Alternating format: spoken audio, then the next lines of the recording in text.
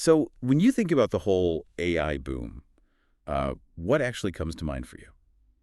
I mean, probably the chips themselves, right? Like the actual silicon brains. Exactly, yeah. The brains of the operation, we all know about like the massive engine of this AI sports car, but today we're actually looking at the transmission that puts that power to the wheels. Right, because there is this huge hidden bottleneck in the AI supply chain, and it's actually not the silicon itself. No, it's how that silicon is packaged. So our mission for this deep dive is to unpack the Q2 2026 earnings report, which was actually just released today, July 30th, 2026, for a company called ASE Technology. Ticker symbol ASE, for those keeping track. Right, ASE.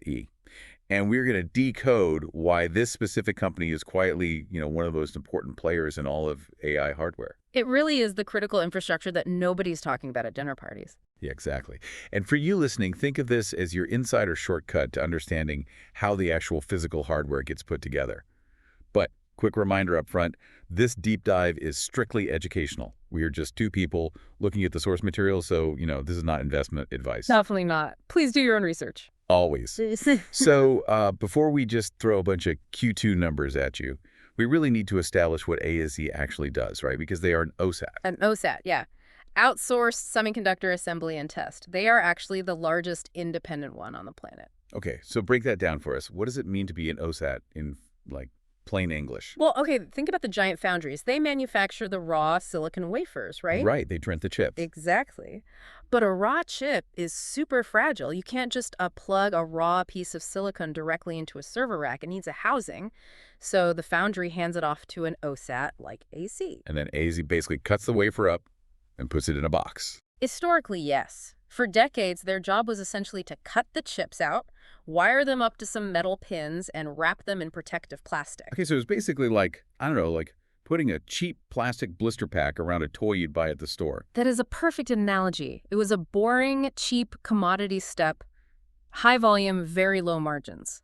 But the AI era completely flipped that on its head. Completely. Because we hit a physical wall, there's something called the reticle limit, which basically means you can only print a single silicon chip so large before the defect rate just goes off the chart. So they can't just make one giant, perfect AI brain. Right. They literally can't. The laws of physics and manufacturing won't let them. So instead, chip designers have to print smaller chips called chiplets and then stitch them together along with massive stacks of high bandwidth memory. And the stitching process is what ASE does now, Mm. which is no longer like a plastic blister pack. Now it's more like assembling a microscopic Swiss watch. Right. Oh, absolutely. Cramming all these different components together with nanometer precision so they act as one single supercomputer.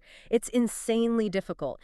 If a wire is off by a fraction of a millimeter, the data bottlenecks and the AI chip is useless. So packaging is the new bottleneck. Exactly. Packaging is the bottleneck holding back the entire AI revolution. Okay, so that perfectly sets the stage. Let's transition to how this crazy new reality is showing up in their Q2 bank account. Yeah, let's look at the numbers. So the top line revenue they reported today is 191 billion NT dollars. And real quick for you listening, ASE reports their financials under IFRS and New Taiwan dollars, or NT, even though you might trade their US dollar ADR on the market. Right. Good clarification. Yeah, so 191 billion NT, that is up 27% year over year and up 10% sequentially from last quarter. That's solid growth. It's very solid. But honestly, the top line isn't the story. The profit is absolutely screaming. Oh, yeah. I mean, look at this. Operating profit came in at 21 billion NT dollars. Which is up 107% year over year. That's insane. Revenue goes up 27%, but operating profit literally more than doubles. Right. Their operating margin hit 11.1% and gross margin was 21%. It shows incredible operating leverage. They're charging a massive premium for this AI packaging. Well, wait, I mean, I'm looking at the net income line further down here, and net income is actually 21 billion NT dollars too, which is up 180% year over year. Yeah, that's a massive number. Right. So I have to push back a little here. Is the core business actually growing that fast, or is something else padding the stats? Because a 180% jump in net income seems almost too good to be true. You're right to be skeptical because it is padded. Out of that $21 billion in net income, about $4.6 billion of it actually came from non-operating gains. On operating gains, like what? Mostly foreign exchange hedging and some mark-to-market adjustments on equity investments they hold. So it's real money. It hits the balance sheet, but it's not from their factories. Oh, okay. So it's basically a cyclical financial windfall. Exactly. It doesn't reflect how many chips they were successfully packaging. Got it. So the lesson for you listening is you have to judge the engine, not the lottery tickets, right? You want to look at that 107% operating profit jump as the real pulse of the business. That is exactly right. The operating profit is the true signal. Okay, but even with that true signal, an operating margin of 11.1%. I know it seems decent, but it doesn't scream monopoly on the AI bottleneck to me. Well, that's because that 11.1% hides a dramatic imbalance inside the company. You have to break ASE into its two separate businesses to see where the real money lives. Okay, let's dissect it. What's the first segment? The crown jewel is ATM, which stands for Assembly, Test, and Materials. This is the segment doing all the cutting-edge complex AI work we were just talking about. And how did ATM do in Q2? They pulled in 126 billion NT dollars, which is up 36% year over year. Wow, okay. But here is the crazy part. ATM only makes up about 66% of ASE's total revenue, but it generates 94% of the company's operating profit. Wait, 94% of the profit from 66% of the revenue? Yes.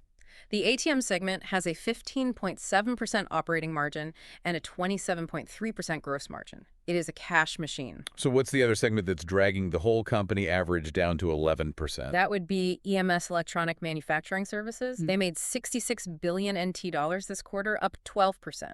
Which sounds fine until you see their margins. Right. EMS operates at a 2.4% operating margin. 2.4%. That's basically a rounding error. So what are they even doing in the EMS division? It's essentially a factory-for-hire business, very low margin, high volume contract manufacturing. It brings in cash flow, but it doesn't have the pricing power of ATM. Okay, so to put this in perspective for the listener, the EMS segment is basically like a low-margin, high-volume fast food franchise.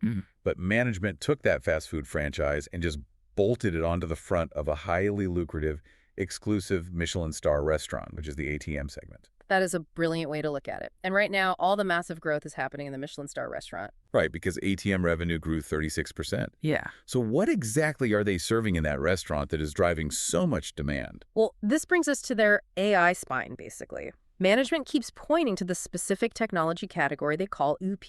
UP, LEAP, Leading Edge Advanced Packaging. Exactly. And UP is currently tracking well ahead of their $3.5 billion full-year guidance. In fact, management went on record saying they aim to double UP revenue by 2027. Double it by 2027. That's wild. But let me ask you, is EP just like a clever marketing buzzword they made up to sound cool on an earnings call? Or is there real science here? Oh, it represents a literal shift in the laws of physics. The foundational technology under the LEAP umbrella is CoWoS. Right, CoWoS, chip on wafer on substrate. Yeah, and CoWoS is the gold standard for AI accelerators right now. Remember how we talked about chips needing to be wired together? Yeah, the microscopic Swiss watch.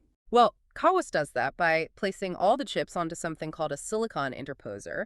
It's like a microscopic superhighway that sits underneath the chips and lets them talk to each other at blinding speeds. But they're also moving past just silicon interposers. Right. Because I noticed a big R&D push in the report for something called panel-level packaging. Yes. And this is where the manufacturing process gets completely upended. Because historically, wafers, the silicon they print on, are circles. Usually 300-millimeter circles. But AI chips aren't circles. Exactly. They're massive rectangles. So if you try to cut a bunch of giant rectangles out of a circle, you end up wasting huge amounts of really expensive material around the curved edges. The geometry just kills your profit margins. So panel-level packaging solves the geometry problem. It does. They discard the round wafer entirely for this step. Instead, ASE mounts the chips onto massive rectangular panels made of glass or organic materials. We're talking 600 by 600 millimeters. Oh, wow, so it's a huge square. Right. And you can fit exponentially more rectangular chips on a massive square panel without the edge waste. But I'm guessing that requires entirely new machines to handle glass panels instead of silicon circles. Totally new machinery, totally different physics. It's incredibly difficult, but it's the future. And speaking of the future, LEEP also includes their work on silicon photonics. Silicon photonics. This one is fascinating because right now, all these chips talk to each other using copper wires and electricity, right? Yeah, and pushing massive amounts of data through copper creates electrical resistance. And resistance creates heat. A ton of heat, which slows down the data centers and takes massive amounts of power to cool. Silicon photonics bypasses the copper entirely.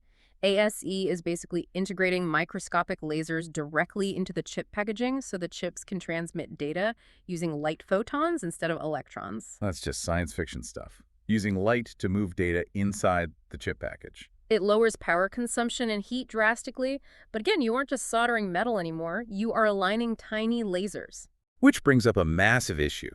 If AP demand is doubling and they have all this futuristic tech, why don't they just, sell more of it right now? Because they physically can't, and this is the biggest constraint for AOC right now. Right, their factory utilization is currently sitting at 80% to 85%. Yeah, and in semiconductor manufacturing, if you push a factory floor much past 85%, things start breaking, the maintenance schedules cascade, and you get failures. So they are basically maxed out.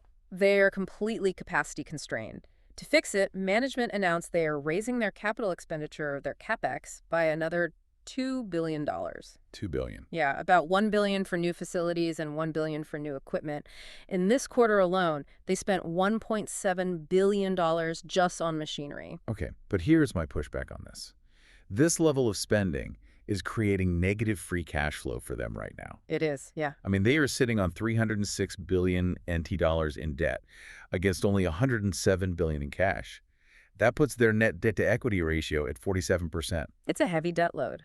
Right. And we are talking about the semiconductor industry, which is notoriously cyclical. It goes through massive boom and bust phases. So aren't they bleeding cash and taking on heavy debt to build massive factories at the absolute peak of an AI hype cycle? I mean, isn't this exactly how companies go bankrupt when a down cycle hits? That is absolutely the bear case risk. If the AI supercycle breaks and demand normalizes, ASE is going to be stuck making massive interest payments on empty billion-dollar clean rooms. That sounds incredibly dangerous. It is risky, but you have to understand, in this specific environment, capacity itself is their moat. How so? If a giant tech company needs to deploy 50,000 AI servers by next year, they can't wait 2 years for a new startup to build a packaging facility. They have to sign contracts with whoever has the physical machinery running today. Oh, so by spending billions now, even going into debt, they are starving out the competition. Exactly. Smaller players just cannot afford a $2 billion CapEx bill to enter the ALA market. ASE is locking in the top-tier clients now, betting that the future cash flow will cover the debt. And based on their Q3 guidance, it seems like that pricing power is already showing up, right? Because they're literally rewriting their own financial models. Yeah, this was probably the most bullish detail in the whole report. For years, the industry consensus and even ASE's own management believed that a 30% gross margin was a structural ceiling for an OSAT. Like it was physically impossible to make more than 30% gross margin because the factories cost too much. Right. But because of this massive shift to premium AI packaging, management just came out and said they expect the ATM segment's gross margins to exceed that 30% ceiling by Q4. That's huge. But wait, as an investor looking at this, what does it mean when a management team has to publicly revise its own best-case scenario ceiling upward? Is it just like a lucky quarter, or is this proof of real sustainable pricing power? It's proof of a permanent shift in their product mix. Every time they replace a low-margin traditional packaging contract with a high-margin CAWOS contract, their blended profitability goes up, and you can see it in their Q3 guidance. Right. The Q3 guide is strong. They expect total revenue to be up 21% to 22% sequentially. Yes, and they expect ATM revenue specifically to grow 11% to 13% sequentially, and they actually said they expect it to accelerate to high 30s% growth year over year by September. Wow. High 30s. So we've established this as a booming business, but obviously with deep capital risks. Now we really have to ask the final question for the listener. What does it actually cost to own a piece of it? Let's talk valuation. So the U.S. traded ADR is hovering around $35 a share right now. That puts their trailing price-to-earnings ratio, or PE, at 31 times. And just for context, the stock is up about 3.5 times over the past year, although it did just pull back 23% from its recent peak of $45. Right. At that $45 peak, it was trading at a 51x PE multiple.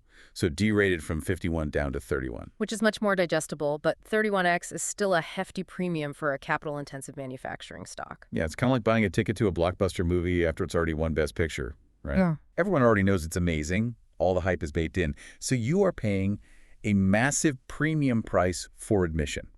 The question is there enough upside left to justify that 31x ticket price? Let's lay out the balanced scorecard here, Okay, so the bulls will argue that OSE is the ultimate pure play on the AI supercycle. because they don't make their own chips, right? Exactly. They are a neutral, independent partner. They don't compete with their customers. Plus, if LAP revenue is doubling and margins are breaking historical ceilings, bulls say a 31 multiple is totally fair. But the bears have some heavy ammo, too. They do. Bears look at that 31 multiple and point to the negative cash flow and the insane CapEx spending. They also worry about customer concentration. If one huge AI client decides to go somewhere else, ASC takes a massive hit. And there's the currency sensitivity, too, since they operate in NT dollars but trade globally. But wait, isn't the biggest bear case risk actually the foundries themselves? Yes, that is the existential threat. The giant foundries that print the raw wafers, they aren't stupid. They see the exploding profit margins in advanced packaging, and they want a piece of it. Right, they don't want to just hand the chips off to an OSAT anymore. Exactly. So foundries are developing their own packaging tech. For example, EMB. EIB, Embedded Multi-Die Interconnect Bridge. Right. So instead of CAWAS, where ASC puts chips on top of a giant silicon interposer, EMB uses a tiny silicon bridge embedded directly into the substrate to connect just the edges of two chips. So it's a localized connection instead of a massive superhighway. Yes, and the crucial part is that foundries are pitching EMB as a bundled service. They go to the chip designer and say, hey, let us print the wafer and you do the packaging all in-house. Which completely cuts ASE out of the loop. Entirely. ASC has to constantly prove that their neutral, specialized LAP tech is so much better than the foundries bundle that chip designers are willing to split up their supply chain. That is a brutal two-front war. They are fighting the physics of capital intensity on one side and the massive foundries on the other. Yep, that's the tension in the stock price right there. Okay, so to distill this entire earnings report down to a single thesis for you listening, ASE technology is the pure-play king of AI advanced packaging. They are literally breaking their own profit ceilings through sheer engineering mastery. But it requires paying a premium multiple for a highly capital-intensive, cyclical business. That sums it up perfectly. The financials are just a reflection of the physics problem they're solving. Awesome. Well, remember, we are just the third party in this conversation with you. This deep dive is for educational purposes only. You must do your own research and talk to a professional before making any financial decisions. Absolutely. But before we let you go, we want to leave you with one final, provocative thought to mull over on your own.